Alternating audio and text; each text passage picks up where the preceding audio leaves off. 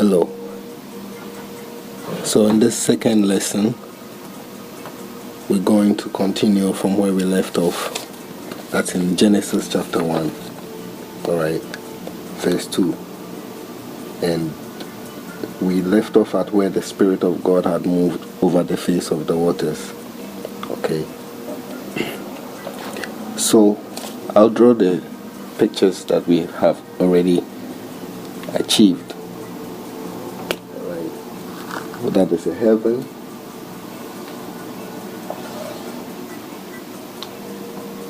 And an earth of two waters. Okay. One water on top of the other. Alright. And darkness in the entire universe. Okay. So we have God over here, His Spirit over here, right? And we have the creation over here. So what we learned is that God remains invincible. He remains a God, the same God that He is from the beginning, alright? When it comes to the creation, it's a spirit that is the God in the creation. It's the Spirit of God that is the God in the creation, alright? But the Spirit and the God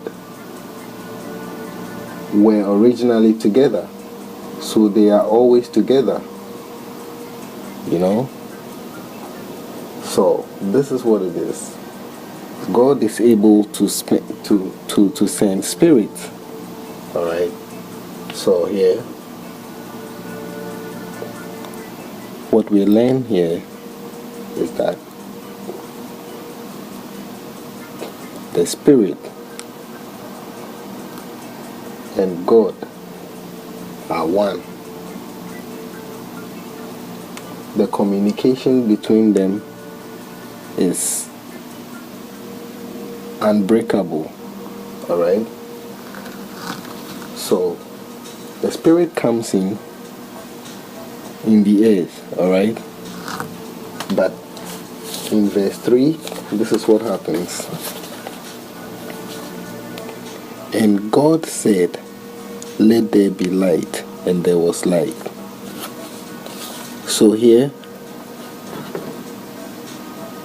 when the Spirit comes in, alright, God is aware, because the Spirit is in,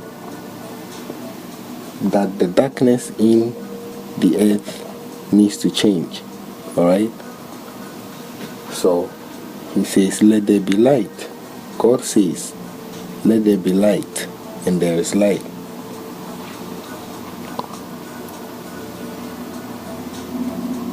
The Spirit of God is the one who is going to see the light. Alright? He's the one who is going to benefit from the light when it comes onto the creation. Alright? Watch this carefully.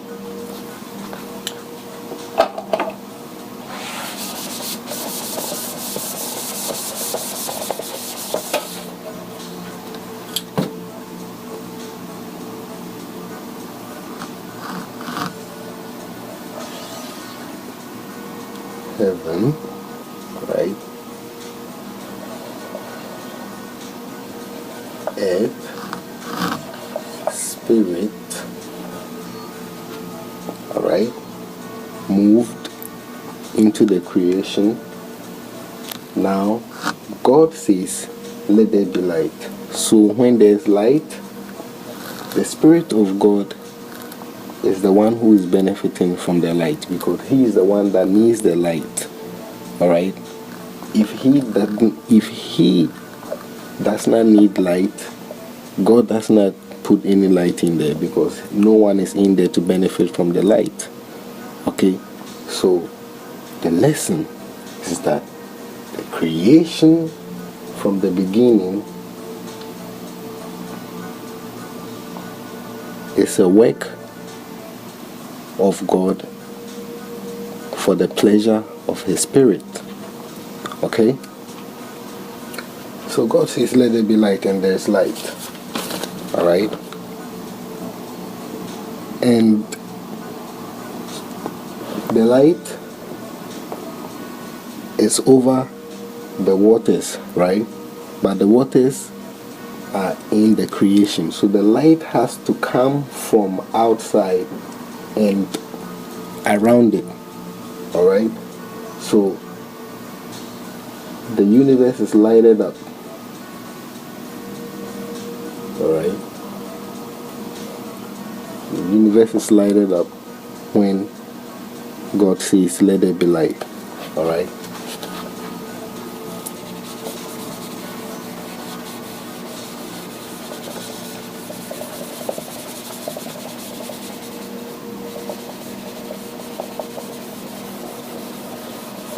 This is the reason for these lessons, so we understand the purpose of creation and the reason why things are the way they are. Alright?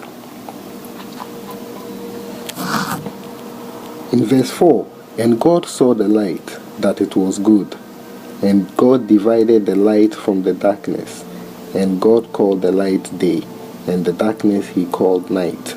And the evening and the morning were the first day. Okay. God sees the light that is good. Why? Because His Spirit it pleases His Spirit. His Spirit is pleased with it. It is good to His Spirit. Alright? So the light becomes, alright, because the light is needed by the Spirit within the creation, alright, for the creation to serve its purpose for which God made it. And God divided the light from the darkness and called the light day, and the darkness He called night, and the evening and the morning were the first day. Where did the light go when God divided it? Did He make half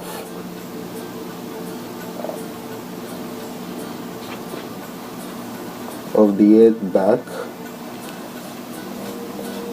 and half light?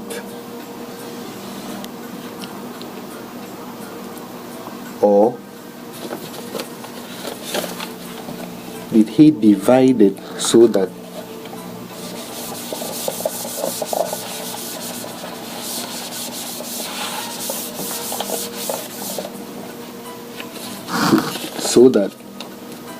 the universe is lighted up,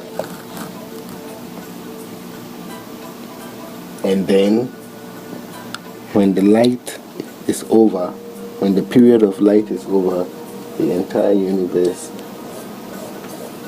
is darkened again. The darkness returns. So, light and darkness are necessary for the earth to continue. Okay. Day and night are necessary for the earth to continue. But let's remember, there is no sun and there is no moon, and there are no planets. Alright? So, whatever light is lighting on the earth is lightening the entire space of creation. Okay? So now, there's light, and God has divided the light from the day. So, there's light. But God says the night must return again. Alright? So once the darkness comes, that becomes a day. Alright? Because the night has ended the day. So once the night comes in, it means the day before is over. All right, the night, the darkness does not continue the day of light. The darkness, the return of darkness is the end of the day. All right, so it says in verse 5, and God called the light day, and the darkness he called night, and the evening and the morning were the first day. Okay, if the evening and the morning are the first day, what does that mean? That means the day is from the rising of the sun to the setting. That's what is called day. Darkness is what comes after that. Alright, so the evening is when the darkness returns. Alright, the darkness is not part of the day. Alright, so what we have is, we already have a night. The darkness, the world began in darkness, and then he said, let there be night, let there be light. So there was one night, and there was the first day, which ended once the darkness had returned.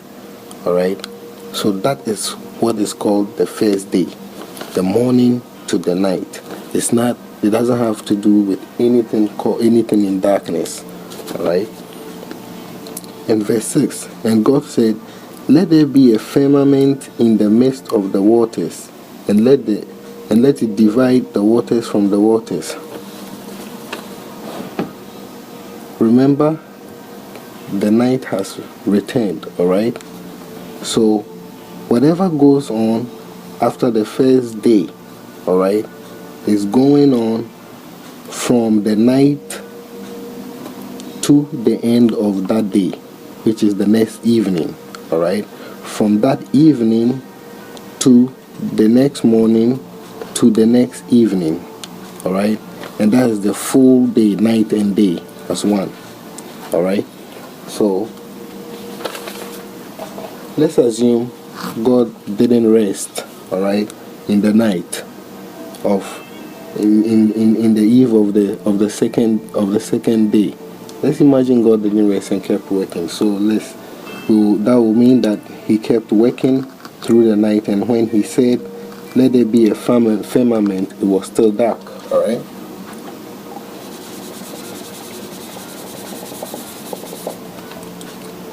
what does it mean when God says, let there be a firmament? The earth at this time is exactly like a ball, alright, like a deflated volleyball or a deflated ball. Alright, when a ball is deflated, it has no form. Alright, and the skin or the leather, right, the fabric out of which the leather is made up, the ball is made up of, is almost on top of each other. Alright, as long as there's nothing in it, it will deflate until it meets. Alright, but we know that the earth had water in it. Alright, so when God says, let there be a firmament and let it divide this water from this water, what he's talking about is inflating the earth. Just like when you pick up your ball and you inflate it. The only thing is that in the case of the earth, the top layer of the ball, alright, is water. It's also water, but it's a water that holds its place. It's a water that restricts the other water of the earth. It is a covering on the earth. It is the top layer of the earth. Alright, that's the top water. The bottom water is It's normal water. Alright, it has the properties of normal water. It has weight in it, and it has properties that cannot withstand the circumstance, the environment that the waters above withstand. Okay, so every ball, for it to have its shape, must have air in it. It has to be inflated. Alright, so when God says let there be a firmament and let it divide the waters from the waters, what he is saying is let there be air in the ball to inflate it, to give it its shape, so that the waters that are on top of the waters will expand. Alright, will open up, so the earth will open up into its shape and form. So the firmament is what separates the sky, alright, separates the ozone layer, alright, from the earth, from the sea. So once the air is inflated into it, alright, the earth takes a shape, alright, and what we have now is the ozone layer expanded, and we have the seas. Alright, so what we have is water below and water covering all the waters of the earth. Alright, so this space over here is called the firmament. Alright, that is a firmament. The firmament is the air that gives the shape of the earth. Alright, so now all this is going on the second, from the second night. Right, and God said let the waters, and it did. And verse 7, and God made the firmament and divided the waters which were under the firmament from the waters which were above the firmament, and it was so. So that's exactly what I just explained. Alright, God caused air to expand the earth, and the air that expands the earth is called a firmament. Right, verse 8, and God called the firmament heaven, and the evening and the morning were the second day. So this means that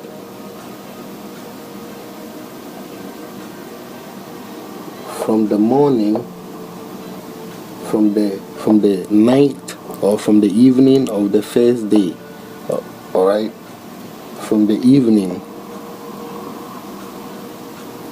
after the first day unto the evening of the second day, unto the evening after the second day, this happens. Alright, this happens. Now the earth has its shape and its form. There's waters in it, but it's still void. Alright, so verse 9, and God said, let the waters under the heaven be gathered together unto one place, and let the dry land appear. And it was so. So there was a dry land, but it was not seen. Alright,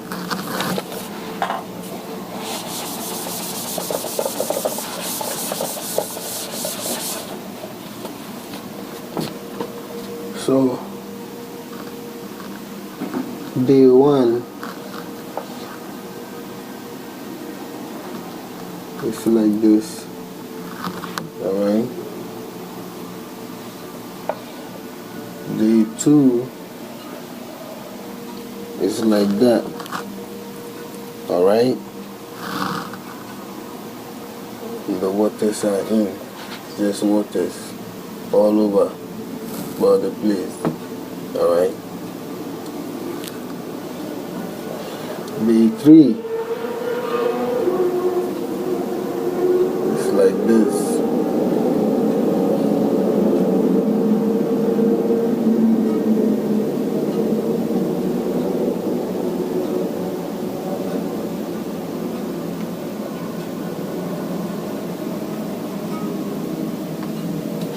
what do we have in day 3? What we have is, once the earth has expanded, all right, when you have a ball, all right, and you put water into it, a little bit of water deflated. If you have a deflated ball, you put a little bit of water into it, or no matter the amount of water you put into it, once you inflate the ball, the water sinks lower, gathers into one place, all right, and whatever is above it, whatever is under it from the beginning is able to show, because the space is created for it to gather into one place, all right, for the dry land to appear. So this is exactly what happens. What happens is, once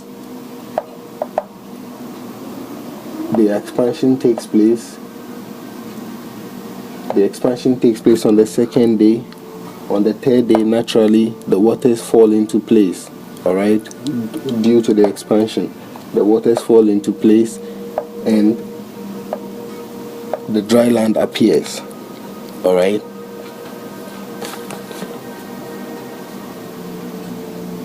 And that is the earth revealed,